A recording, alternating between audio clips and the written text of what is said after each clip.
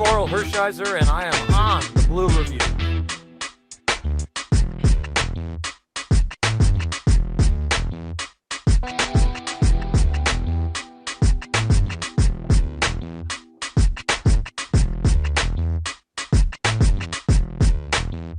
Hey, this is Sean Green. You're watching the Blue Review.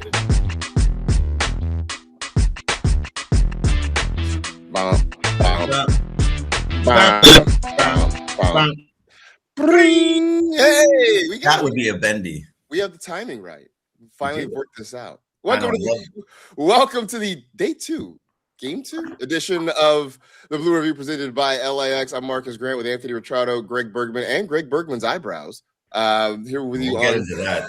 on the front of Friday It's all I see. It's all I see. I'm looking at the camera, and all I see are my eyebrows. You have ruined my world, Anthony.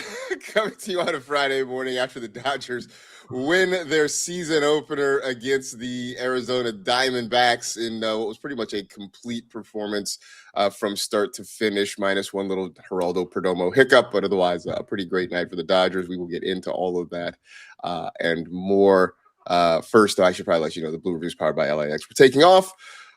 Learn more about all the incredible changes happening now at LAX by going to lawa.org/ESPN. So, Anthony, I guess, I don't know if you want to explain this. In a text chat last night, somebody made a comment about eyebrows, to which, Anthony, you pointed out that one of the three of us might have some prominent eyebrows. Yeah. So what happened was, what had happened was, I think it was the ball that was it Freddie Freeman hit? Yeah. To left field, and he got sort of robbed at the wall there. Yeah. And the person playing left field was Lawler. What Yes. is Lawler's first name for Arizona? Jordan Lawler. There you go. Mm-hmm. And they showed the close up of him, and Greg pops into the group chat, and he goes, he says something like, what was the exact text, Greg? Oh, I don't think good. Go ahead, keep going. I was trying to find the exact text. But I don't know. It was something along like, "Wow, that guy's got some big eyebrows." Because my girlfriend Jean was sitting there also being like, "Wow, his eyebrows are huge," and I was like, "Oh wow, they are really big." And so I said that his eyebrows are really big. It was just a offhanded comment. Dude's got intense eyebrows. That was the exact. And then, which was a totally fine and fair observation. And then, Marcus, can you read my reply to the group? Says the guy. Wait, let me try to get this right. Says the guy with big eye. Oh, says the guy who knows about that subject. That was the And then from there, it went through an avalanche of life proceeded to hit. My entire night went from like watching and just kind of like paying attention, just chilling on the couch to what? What do you mean? What do you mean, big eyebrows? Someone that knows the subject. I don't know this subject. You know the subject. It's not me. It's you. And so, yeah. And then now I realize that, these are pretty prominent eyebrows. It's, at least there's two of them. Hey, okay. So there are two distinct eyebrows there. Yes, there's a separation. There's a clear separation. You are not Anthony Davis, so no. you can feel good about that. You're not Eugene Levy. Yes, but close, like a step below. You're also not Charlie Villanueva. Right. Well, he had nothing. So you sort of walked that line in between the two of them. But that proceeded to take over the rest of my night, and that anything that happened for the rest of the night when we were talking, like, no, I don't want any ice cream tonight. Like, you want ice cream? Why? Because my eyebrows are so big. My wife told me we should talk more about fashions and how guys look or whatever. I don't think she meant we should spend 4 minutes on Greg's eyebrows. No, we can move on. All right. Anyway, let's get to the good stuff. Let's get to the good stuff. There it is. There's Eugene Levy right there. Oh, wow. Well done, Tim. Not that. Beautiful production. Well done, Tim. Let's get to the good stuff. Last night, 8-2, the Dodgers get a win over the Arizona Diamondbacks to start the 2026 campaign and their quest for 3 straight World Series titles. I mean, Anthony, that was about as complete a performance as I think we've seen. Yoshinobu Yamamoto gets the win, goes 6 innings, had the hiccup against Perdomo, but other than that, I mean, I think it was about as clean a start as you could have expected in Game 1. Yeah, I think so. I was on with Jeff Spiegel for our post game for Dodger Blue last night, and the way I described it is this is exactly how they built this roster to win. Aside from the little small hiccup with Yamamoto, he was mostly very good. I should say he was mostly very effective. Yeah. I think he struggled with command a little bit, but he's so good because he is an ace. He found ways to pitch without his best stuff and still be very good. One mistake to Perdomo and it got hit out. Beyond that, though, the Dodgers looked like they were a little bit, they were slow-footed coming out of the batter's box. The offense was kind of trudging along, and then Andy Pages lifts one out. Boom, 3-run shot. The entire complexion of the game did a 180 at that point. And what happened was this lineup became the relentless, inevitable juggernaut that it was built to be. And they just continued to pile on Arizona. And that is how this team is built. You're going to get good to great pitching from the starters. And then the offense and that deep lineup is just going to continue to lean on you and lean on you and lean on you until you break. And when you break, there's no stopping the flood. And that's what happened. And then you have a bullpen that came out and was great.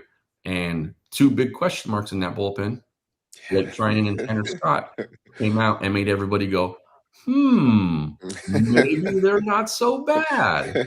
And that's what this Dodger team is like. Like I said, good pitching and an inevitable onslaught of offense. I mean, Greg, your big takeaways from what you saw last night. So I think you press on when it's the Yamamoto. I think Yamamoto, the place that he was struggling, weirdly enough, was the fastball. The fastball got hit out by Perdomo, and he wasn't locating it as well as some of his other pitches. I thought his curveball looked fantastic. He was really attacking the bottom of the zone with his splitter. He was even throwing the splitter at the top of the zone too, which is not something you see very often from a lot of guys, because it just kept dropping into the top up there, and it was really it was pretty amazing to see. I do want to get into the broadcast at some point too, because Clayton Kershaw and Oral Hershiser were fantastic. Jason Benetti was fantastic, but for I was all those same things. I think the Tanner Scott coming in and looking the way that he did really is starting. It's not solidifying, but it makes me feel good about how this could very well be a turnaround season for him based off of how terrible he was last year. And we've talked a ton, Marcus, about how relievers go good year, bad year, good year, bad year, good year, bad year, especially with Blake Trinan. And last year was a really bad year for Blake Trinan, when the year before was really good. If his sweeper looked like it looked like yesterday, where it was going from one side of the plate all the way to the other side of the plate and just constant movement, he is unhittable when he's looking like that. So hopefully that lasts throughout the season. But I thought it was just a great game all the way around. And from 1 for 13 at the plate to like 8 for 15 at one point, Witrado got it exactly right. It just flipped on his head with Pages. Well, it's funny because watching it last night too, the thing I kept thinking, the first couple go arounds in the batting order were not particularly great. Shohei gets the base hit to start the first inning, and then after that, you didn't have much offense until they break through in the 5th.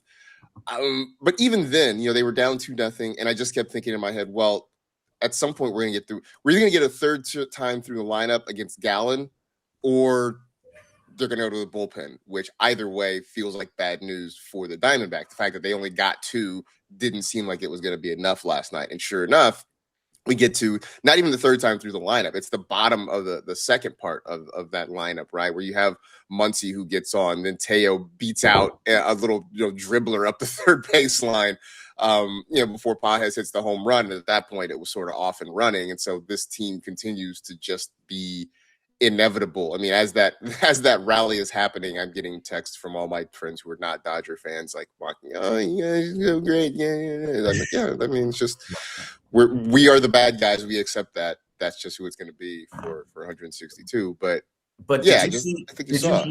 Did you hear Clayton Kershaw talking about Teo? He says he's one of the fastest guys. Yeah.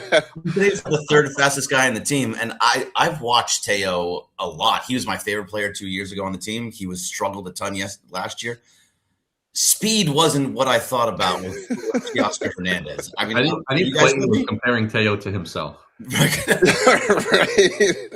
He said it was Shohei, Pajes, and then Teo. And I was like, Teo? Really? I mean, come on. There's got to be somebody. First of all, you forgot Kim's not up there, obviously. Well, yeah, he conceded that when Kim is healthy, it's probably Kim. Yeah, there's got to be somebody else, man. There's got to be somebody faster than Teo. We've seen. So then if he is, does that mean that every ball that he just let drop in front of him last year in right field was because he was just either hurt or kind of like, I don't want to get to that. I'm going with the hurt thing. I'm going with that groin injury was just never fully healed last year.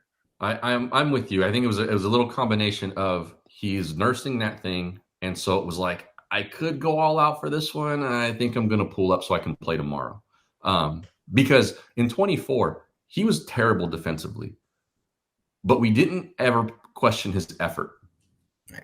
And last year we did, and I think there was a real reason why it was happening, and I think it was that injury. So I'm good with Teo.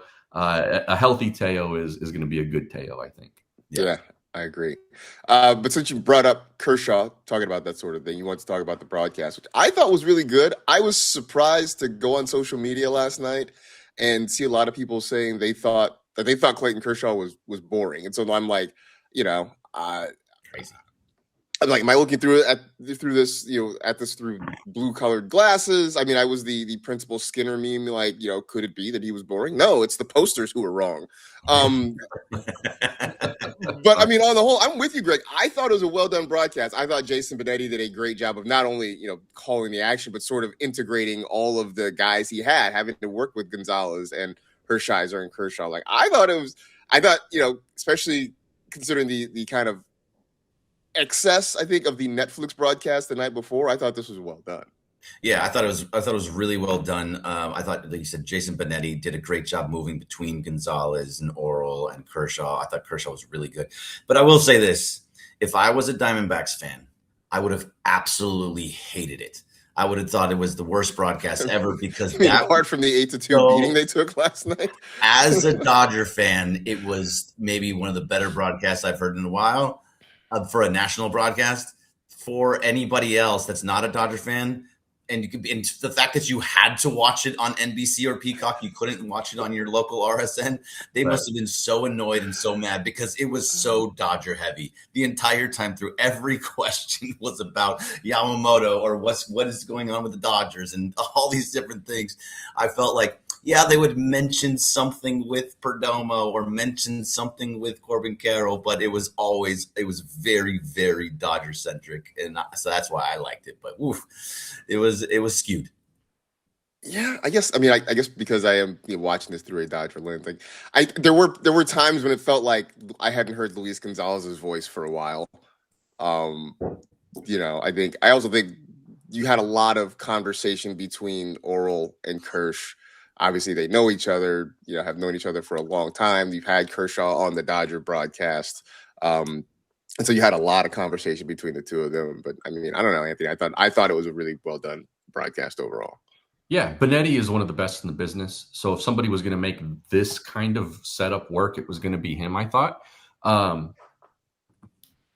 They could not have given Kershaw a softer landing spot than this game on this day. Because, like even a Dodger game in June might feel a little different with Kershaw there and how he presents. It was Kershaw, his first time back with his old team in a celebratory atmosphere, gold jerseys, sellout crowd, all of that stuff, I thought lent to his own energy. And I think Benetti did a good job of giving him stuff that he knew he could talk about as an expert. Mm-hmm. And I think that was a key. Now, Kershaw has shown flashes as the wall has come down around him as a player that he could do something like this, right? The All-Star game, being mic'd up, He was more open to being talked to mid-game on days that he wasn't pitching, and he was good in some of those.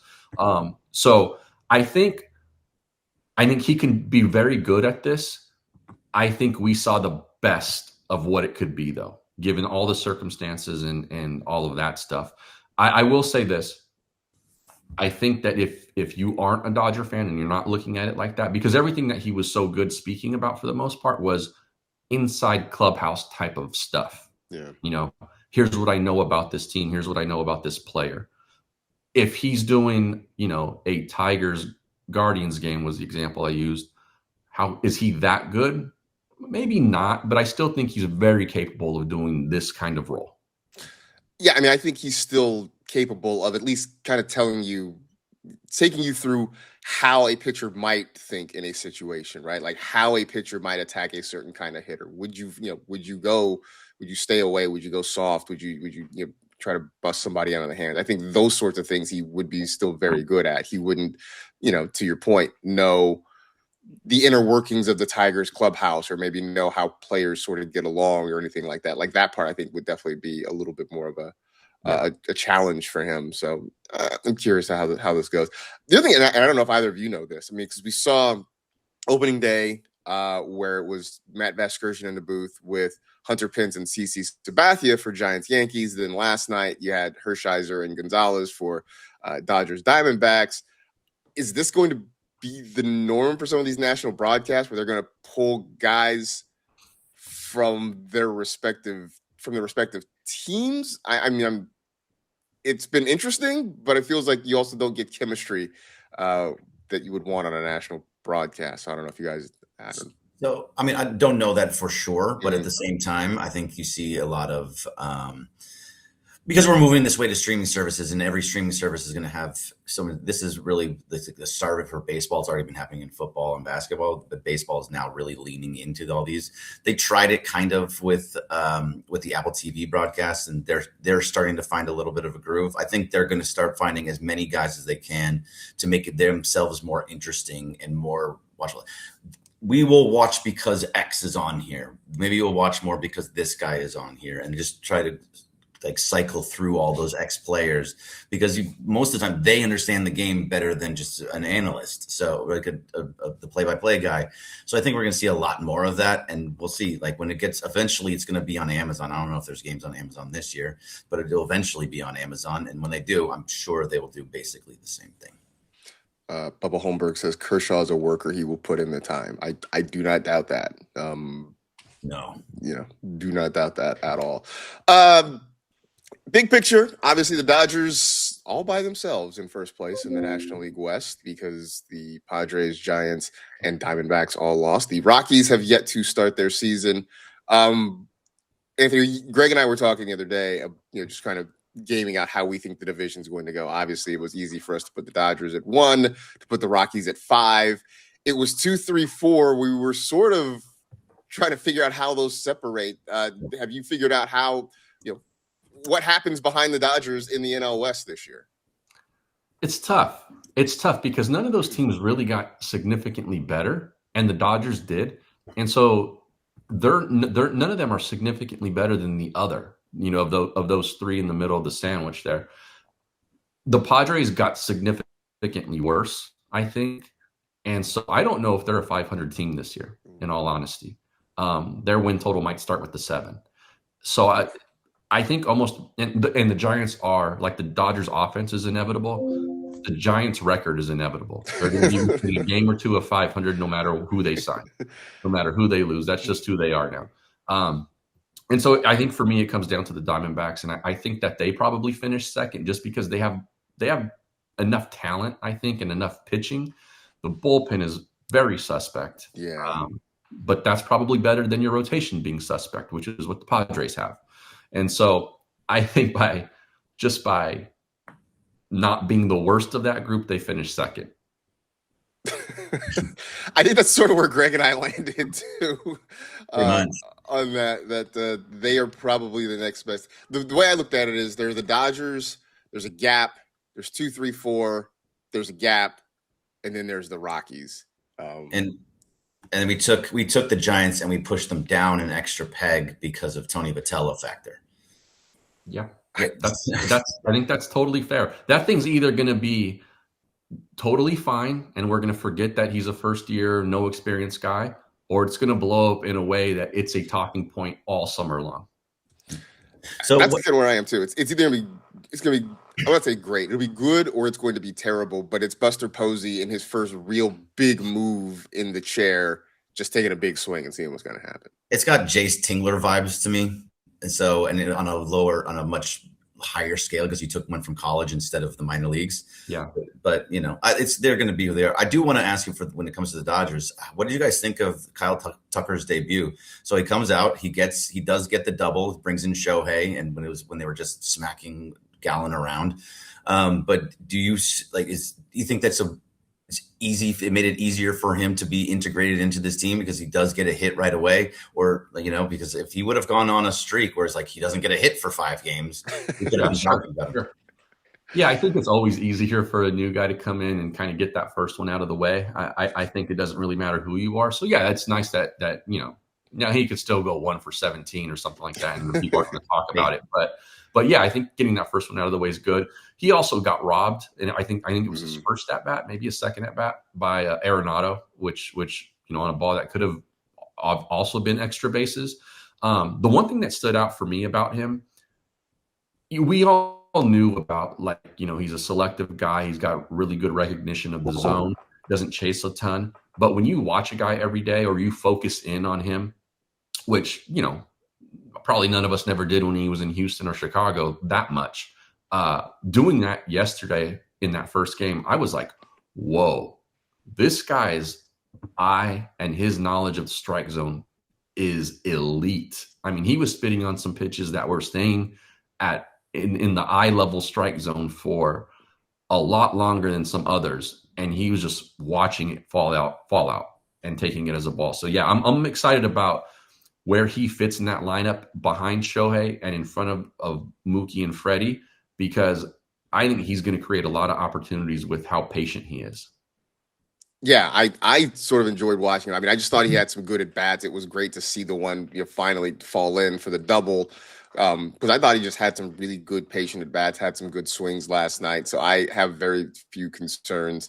I did have that thought of what if he starts on a bad slump or whatever? I'm not concerned about him. I mean, if you recall, Greg, it took Shohei Ohtani 9 whole games to hit a home run for the Dodgers when he first got there, and there was a lot of I forgot that after the 111 that he for them or something along. Back when he was overrated. Yeah, right. Exactly. But it's like I always say about Shohei, he is a Costco player. He hits home runs in bulk. So maybe we can get some Costco sortedness out of Kyle Tucker too. If he just starts hitting in bulk, I'm totally fine with that. It was good to see Mookie get a base hit too last night, driving a run, because he's another one I know we're all kind of keeping an eye on this year to see what happens. But I was not appreciative of the Diamondbacks throwing at both Shohei and Mookie in the same game. That was something that I was not. But if you saw, do you see when Shohei was running up first base, he was like threatening Carlos Santana at first. Just like he's the piece. And he throws him the huge smile. Yeah, Shohei's great, man. Shohei's how do you not like that dude? Yeah, he's the best. But also, how long has Carlos Santana been in this league? If I remember correctly, you can correct me. Maybe you can correct me if I'm wrong. But I'm pretty sure he started with the Dodgers. Yes, and they traded him to the Indians at the time for Casey Blake. Right, that's how far back it was. Casey Blake times when he Carlos Santana was up here first. Yeah, I that was the trade. Yeah. Casey Blake was my favorite Dodger for about half a year, because he the team didn't really go much of anywhere, but it always seemed like he was coming up with big hits. Yeah, he was productive. It seemed like a pretty good trade at the time. But Santana was a prospect too. I think people knew that he had this kind of potential to have the career that he's had. But hey. Ned Colletti out there making moves. I mean, but here he is in year number 16, I think it is now. So yeah, he's 39 years old and still playing. So I mean, good for him. Yeah, good for him. The Carlos Santana trade and trading Paul Konerko. I think those were the two. They both bloody. Miracle. Yeah, Paul Konerko. I haven't heard that. That one hurt. Haven't heard that name in a long time. So we'll see. Game 2 tonight out at the stadium, Dodger Stadium. That's all it is. It's just Dodger Stadium. There are no other names attached to it besides just Dodger Stadium. Emmett Sheehan going to get the start tonight for the Dodgers as they go through the weekend. And then we'll be back on Monday to talk about all of it, see what happened there, and get you ready for the second series of the season. Anthony, always a good time to talk to you on Friday, man. We'll talk to you soon. Yes, sir. All right. Thanks, everybody in the chat. Thanks to Tim for production assistance. Stick around with the Sedano and Cap Morning Extravaganza coming up right after this on the ESPN LA YouTube channel. For Anthony, for Greg, I am Marcus, also for Greg's eyebrows. Back with you on Monday, 6:30 to 6:55 here on the ESPN LA YouTube channel. See you, everybody. See ya.